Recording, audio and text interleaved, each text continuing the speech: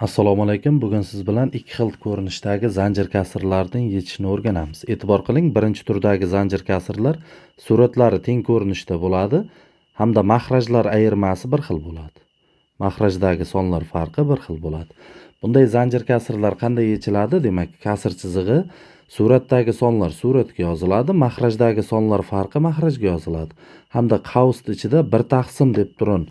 Birinchi kasrni birinchi soni, oxirgi kasrni oxirgi soni mahrajlarga yozib ayirib qo'yiladi. Mana hisob-kitob qiladigan bo'lsak 10 taqsim 7 bo'lyapti.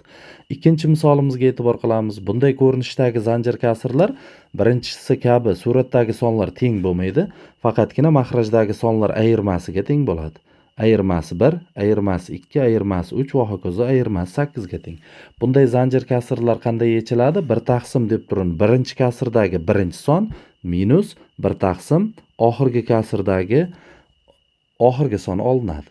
Demak, buni ayirib qo'yadigan bo'lsak 36 taqsim 37 ga teng bo'ladi.